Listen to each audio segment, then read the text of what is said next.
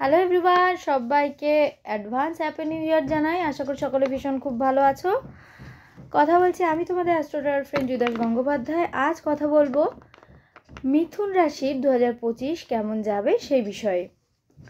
তো যারা চ্যানেলটি নতুন দেখছো অবশ্যই সাবস্ক্রাইব করে নিও, যারা ফেসবুক পেজ থেকে দেখছো ফলো করে নিও প্লিজ, আর সাথে থেকো নতুন নতুন এরকম ভিডিও পেতে। তো চলো ট্যারো কার্ড রিডিংয়ের মাধ্যমে আজকে আলোচনা করে নেওয়া যাক যে মিথুন রাশির 12টি মাস, পুরো 2025-এ 12টি মাস অনুযায়ী কেমন যেতে চলেছে। চলো দেখে নেব, সাথে থাকো। চলো পেয়ে গেছি সব কটা কার্ড, ঠিক আছে। একটা স্পেশাল কার্ড স্প্রেড হয়েছে, সেটা আমি পরে আসছি। তো চলো দেখে নেব।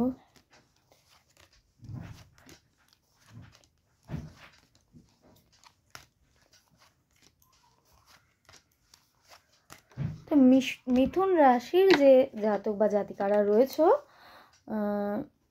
তাদের জন্য বলবো বছরের প্রথমটাই তোমাদের জন্য ভীষণ শুভ হতে চলেছে। কোনো অনেক দিনের অপূর্ণ আশা এই ইয়ারে তোমাদের কিন্তু বছরের প্রথমেই কিন্তু ফ্রুটফুল হতে পারে, উইশটা ফুলফিল হতে পারে, ঠিক আছে। নেক্সট হতে পারে যে কোনো ট্রাভেলিংয়ের সব পসিবিলিটিস, ঠিক আছে। বছরের শুরুর দিকেই ধরো জানুয়ারি ফেব্রুয়ারি মার্চের মধ্যে কোনো একটা ঘুরতে যাওয়ার সম্ভাবনা, কিন্তু সেই স্মৃতিটা যে খুব সুখকর হবে তা নয়, কোনো সমস্যা আসতে পারে। তো সমস্ত প্রিপারেশন নিয়ে এগোবে এবং শারীরিক অসুস্থতা আসতে পারে, সেইভাবে একদম ডক্টরের পরামর্শ নিয়ে মেডিসিন নিয়ে তবেই কিন্তু এগোবে, ঠিক আছে। এইবার নেক্সট হচ্ছে মার্চ এপ্রিল মাস নাগাদ তোমাকে বলা হচ্ছে যে তোমার লক্ষ্য যেটা সেটা স্থির করতে, ঠিক আছে, সেই দিকে স্থির হয়ে ধাবিত হতে, এবং প্রয়োজনে কোনো পার্টিসিপেশন প্রয়োজন হতে পারে, সেটা মার্চ টু এপ্রিলের মধ্যে। এবং নেক্সট তুমি অনেক দিন ধরেই কিছু ভাবছো, কিন্তু তুমি সেই পজিশনটা হয়তো অ্যাচিভ করতে পারছো না, হতে পারে জবের ক্ষেত্রে, হতে পারে এডুকেশনের ক্ষেত্রে, হ্যাঁ। তো সেই কন্ডিশনটা তোমাকে পৌঁছতে গেলে আগে তোমাকে নিজের সাথে নিজেকে তুলনা করতে হবে যে তুমি কি করতে পারো এবং তুমি কি সিচুয়েশনে আছো, এই দুটোকে তোমাকে ভালোভাবে বুঝতে হবে এবং ফোকাসটা ঠিক করে ফেলো, ঠিক আছে। এবং টোটাল পুরো বিষয়টাকে নিয়েই কিন্তু একটু পড়াশুনো করতে হবে এবং সেইভাবে এগোতে হবে, হ্যাঁ। পরবর্তী মান্থে যেটা আসছে সেটা হলো, এই তো তুমি ভাবনা চিন্তা করলে, ঠিক আছে, তুমি ফোকাস তো করলে, কিন্তু তুমি রিস্ক নিতে পারছো না। তো সেটাই তোমাকে বলা হচ্ছে, দ্য ফুলের কার্ড আসছে, তো তোমাকে ডেফিনেটলি কিন্তু রিস্ক নিতে হবে এবং সেটা তুমি সাকসেসফুল অবশ্যই হবে, তার কারণ পরবর্তী মাসে কিন্তু উই আর দ্য ওয়ার্ল্ডের কার্ড আসছে।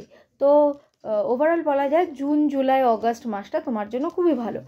এইবার সেপ্টেম্বর মাস কি ভালো নয়? সেপ্টেম্বর মাস ভালো অন্য দিক থেকে। সেপ্টেম্বর মাস জুন জুলাই অগাস্টের ব্যাপারটা কেটে গেলেই, হ্যাঁ, ওইটা ভালোভাবে সামলে নিতে পারলেই সেপ্টেম্বরে তোমার জীবনে কিন্তু নিউ লাইফ পার্টনার আসতে পারে, বা যারা রিলেশনে অলরেডি আছো তাদের কিন্তু ম্যারেজের সম্ভাবনা আছে, যারা ম্যারিড লাইফে আছো তাদের আরও বেটার রিলেশন হতে পারে, ঠিক আছে।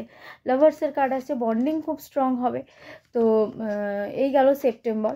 দেন অক্টোবরে নিজেরা একটু নিউট্রাল হতে হবে, ঠিক আছে। মোরালিটি সবসময় সব কিছুর সাথে তুলনা করলে হবে না, একটু সব কিছু পেয়ে গেছি মানে সেটা নিয়ে নিজেকে অহংভাব দেখালে হবে না, ঠিক আছে। নভেম্বরে ক্রিয়েটার কার্ড আসছে, তো নিজেকে আরও আপগ্রেড করতে হবে এবং তবে গিয়ে ডিসেম্বর পর্যন্ত কিন্তু কারেজের কার্ড একটা পাওয়া যাচ্ছে, তো খুবই ভালো, তুমি নতুন করে নিজেকে আবিষ্কার করতে পারবে। কিন্তু এত কিছুর মধ্যে একটা স্পেশাল কার্ড তোমাদের 2025-এ একটা স্প্রেড হয়েছে, সেটা হলো গিল্টের কার্ড। তো নিজে এমন কিছু করে ফেলবে ভুলবশত সব কিছু জানা সত্ত্বেও, যেটার কিন্তু সারা জীবন মাসুল গুনতে হতে পারে। তো সেই জন্য প্রথম থেকেই ঠিকঠাক ফোকাস রাখতে হবে যে আমি কি করতে চাই, রেজুলেশন নিয়ে নাও যে এই বছরে আমি এটা করব, এই বছরে আমি এটা করবো না, নিজের ছকটা কিন্তু কষে নাও, ওকে। তাহলে কিন্তু 2025 ওভারঅল ভালো যেতে পারে। এবং অবশ্যই নতুন নতুন টিপস পেতে এবং 2025-এ মিথুন রাশির কি রেমেডিস করলে তোমরা ভালো থাকবে সেটা জানার জন্য কিন্তু পেজটা বা চ্যানেলটা সাবস্ক্রাইব বা ফলো করে রাখতে হবে, সাথে থাকতে হবে, ভিডিওগুলো ফলো রাখতে হবে, আর বেশি বেশি করে বন্ধুদের সাথে শেয়ার করো যাতে করে অনেক বেশি মানুষের কাছে ভিডিওগুলো পৌঁছায়, okay. Thank you so much, by.